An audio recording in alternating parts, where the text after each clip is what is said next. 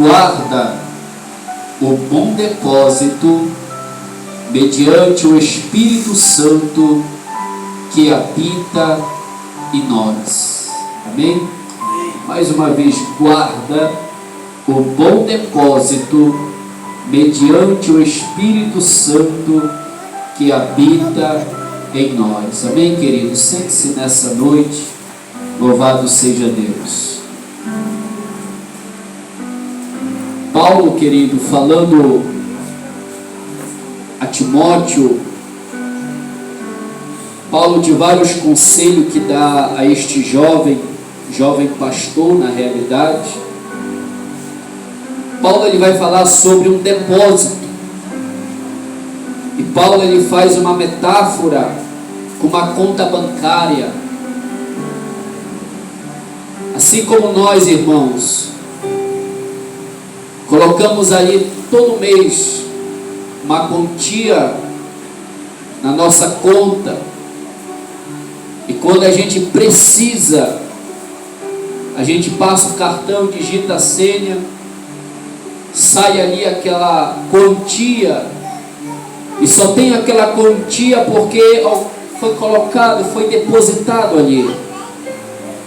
Mas se não depositar, irmãos, pode colocar o cartão, pode digitar a senha que não sai nada.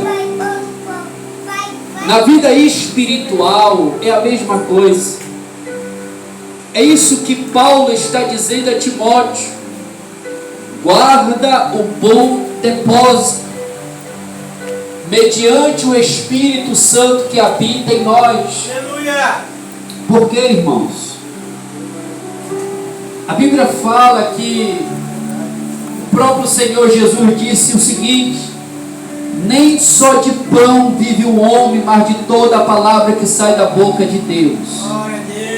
O nosso corpo precisa de alimento, e a nossa alma precisa de alimento espiritual. Qual é o alimento, pastor?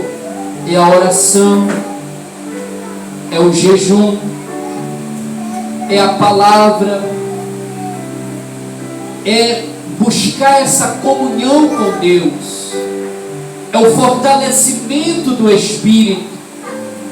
É por isso que Paulo, quando fala a Timóteo, ele vai dizer: fortifica-te na graça que há em Cristo Jesus. Porque, irmãos, vai chegar o dia mau diante de nós. O que são os dias maus?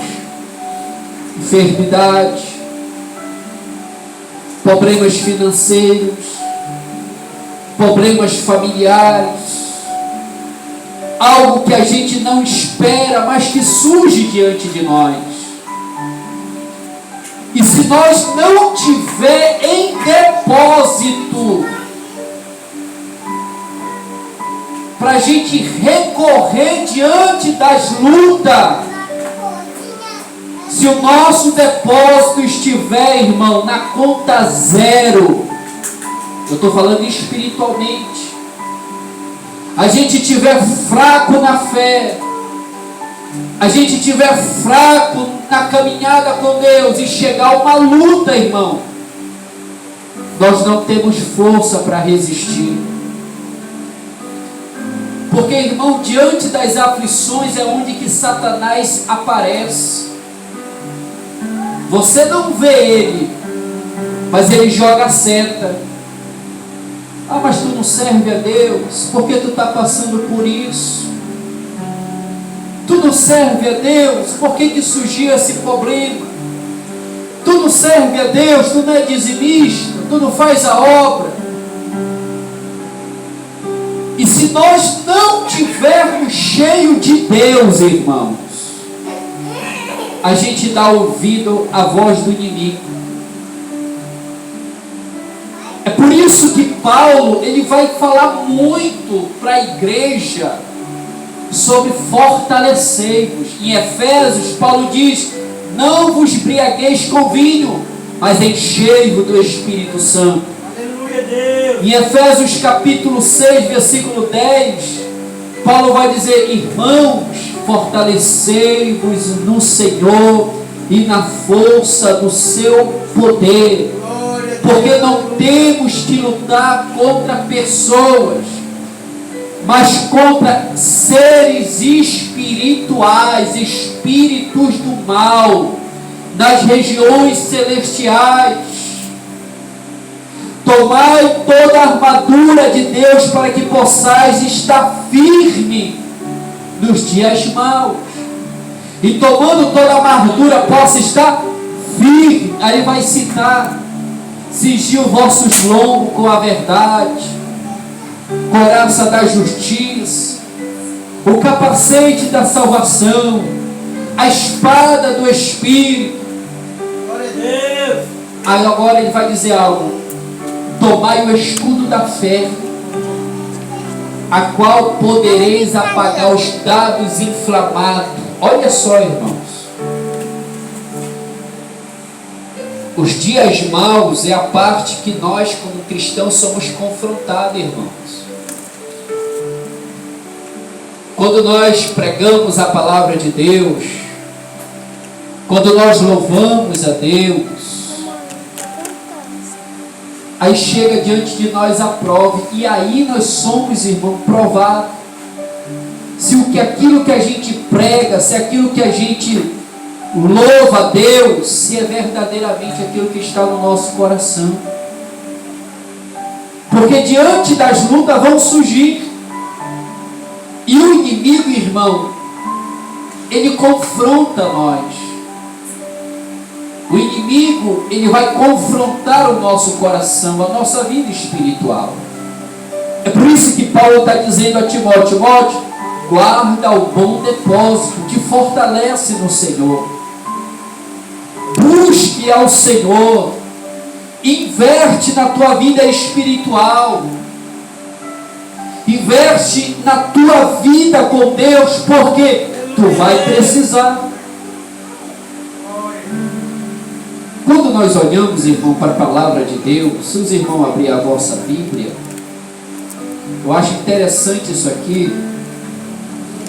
Em 1 Reis, capítulo 19, 1 Reis, capítulo 19, e o versículo de número 1, se os irmãos forem ler, Elias é confrontado. Deus levanta Elias para ser um profeta do reino do norte, confrontar o pecado de Acabe, porque Acabe faz que todo o povo de Israel se afaste de Deus, ele se torna rei, e Deus levanta o profeta Elias para confrontar Acabe. E o profeta chega, irmão, olha só, olha como é interessante. E ele diz assim: assim como Deus vive, o Deus de Israel vive, cuja presença eu estou, não choverá e nem haverá orvalho sobre a terra, enquanto eu não der de novo a ordem para que chova. E aí o Senhor diz assim: Elias, vai para o ribeiro de Querite, bebe lá da água, e não te preocupa, porque eu já tenho mandado os pássaro, te alimentar. Olha só, irmão, o homem vivendo o milagre de Deus.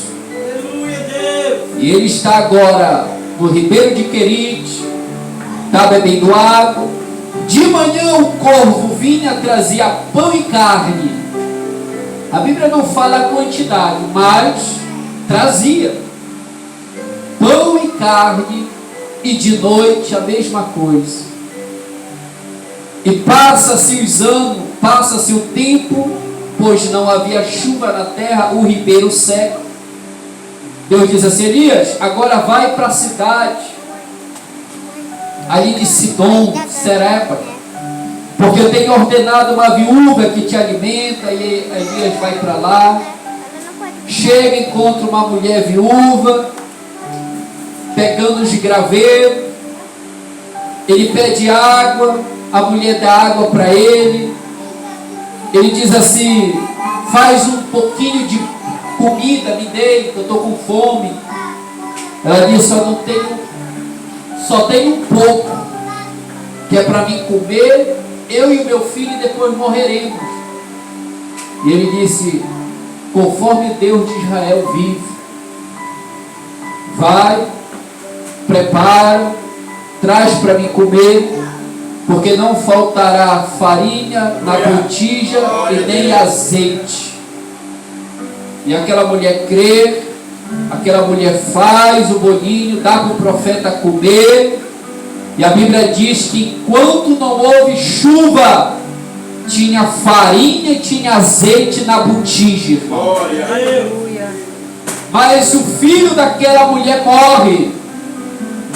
E ela chega com o profeta e diz: Deus te trouxe aqui para reavivar a minha iniquidade. E o profeta então ora a Deus, pega o filho daquela viúva, ora a Deus, e Deus dá a vida. Olha como Deus vai trabalhando na vida do profeta, irmão, levando a experiência. E a Bíblia diz que passando 3 anos, o Senhor manda ele se apresentar diante de Acabe. E ali leva até o Monte Horebe, onde que é feito um desafio entre Deus e o Deus de Baal. Entre somente Elias contra 450 profetas. E a Bíblia diz, irmãos, que o Deus que respondesse com fogo, esse era Deus. E a gente já sabe a história, que os profetas de Baal oraram até meio-dia, nada aconteceu. Mas Elias orou, Deus mandou fogo do céu, consumiu o holocausto. Elias então manda que matasse todos os falsos profetas. E a Bíblia diz que ali o povo mata todos os falsos profetas. E a Bíblia diz que Elias disse: agora diz o Senhor, volta para tua casa ligeiro, porque Deus vai mandar chuva. Glória. E quando ele pega o carro, Acabe vai chegando na casa dele, Deus manda chuva, como Elias mandou. Aleluia. Mas irmãos, analise comigo. Elias viu couve alimentar ele. Ele viu farinha e azeite se multiplicar dentro da botija. Ele viu a ressurreição do filho de uma viúva. Então esse homem está com uma fé grande diante de Deus. Mas ele é confrontado, irmão. Chega um dia mal na vida de Elias. E no capítulo que nós lemos, no capítulo 19, Jezabel manda um mensageiro diante de Elias dizendo: assim como tu mataste os meus profetas, por esse horário eu também te matarei. O profeta, irmão, poderia dizer: pode vir, porque eu sei a quem eu tenho servido. Mas, irmão, bate o medo no coração de Elias, que se a gente ler o capítulo 19, ele entra em uma depressão, porque ele foge diante de Jezabel. Ele chega ali, debaixo de um zimbro, e diz assim: Senhor, só eu restei como profeta na terra de Israel, eu sou o único. Senhor, tira a minha vida, porque eu não quero mais viver. Olha, irmão, Elias se desanima, Elias se entristece, Elias, ele entra numa depressão, que ele pede para Deus tirar a sua vida. Ele diz: Senhor, tira a minha vida, porque eu não quero mais viver. A Bíblia, irmão, Deus, por que Deus deixou essa fraqueza para nós? Por que Deus não tirou isso para nós só ver Elias fazendo milagre, caminhando? Por que Deus deixou que fosse relatado essa fraqueza de Elias para mostrar para mim e para você que nós somos seres humanos e que nós dependemos dele, irmão. É dele. Ninguém é de aço, ninguém é forte 100%, irmão. Tem o nosso momento de tristeza, tem o nosso momento de fraqueza, tem o nosso momento de desânimo, tem o nosso momento que a carga fica pesada, tem momento que a cruz se torna tão pesada, irmão, que nós não temos muitas vezes força de carregar. É como Paulo disse: Senhor, tira de mim essa enfermidade, tira de mim esse espinho da carne. E o Senhor disse: a minha graça te basta. A minha graça te basta, Paulo. É na tua fraqueza que eu aperfeiçoo o meu poder na tua vida. Aí Paulo vai dizer: quando estou fraco é que eu estou forte. Então, irmãos, Elias, ele pede para que Deus tirasse a sua vida. O homem entra, irmão, numa depressão espiritual. É por isso que Paulo está dizendo: deposita o bom depósito. Busque a presença de Deus, porque, irmão, vai chegar momentos difíceis diante de nós. E as lutas, às vezes, é tão forte que nós somos confrontados à nossa fé. E a Bíblia diz que Elias, ele se deita. Deus, irmão, envia um anjo trazer uma botija de água para ele, trazer um pãozinho para ele. O anjo, irmão, Deus enviou um anjo trazer pão e água para Elias comer. Ele comeu, bebeu e voltou a dormir. E o anjo veio de novo, trouxe pão e água, mas o anjo já veio com uma resposta e disse: Elias, come e bebe e levanta-te, porque a tua caminhada é longa. Isso aqui, irmão, traz uma revelação muito para nossas vidas, porque diante dos dias maus, irmão, ou diante das dificuldades, principalmente da obra de Deus, a gente que está na frente de obra, tem momento que, irmão, nós precisamos de ajuda, de oração, de companheirismo, de alguém que segure na nossa mão e diz assim: pastor, estou contigo, pastor, vamos juntos, pastor, vamos caminhar, vamos continuar, Deus há de mandar providência. E não tinha companheiro do lado de Elias para dar uma palavra. Aí Deus envia o anjo, irmão. E o anjo diz assim: come, bebe, levanta-te, porque grande é a tua caminhada. Deus estava dizendo a Elias: Elias, ainda não acabou a tua caminhada, meu filho. Tu acha que já acabou a tua caminhada, tu quer parar, tu quer desistir, mas eu ainda tenho grandes coisas para fazer na tua vida. É uma palavra que Deus nos dá nessa noite, irmão, para a minha vida, para a sua vida. Caminhe, continue, porque eu tenho grandes coisas para fazer na tua vida. E Elias levantou, comeu, e a Bíblia diz que Deus usou tremendamente Elias, ungiu novo rei.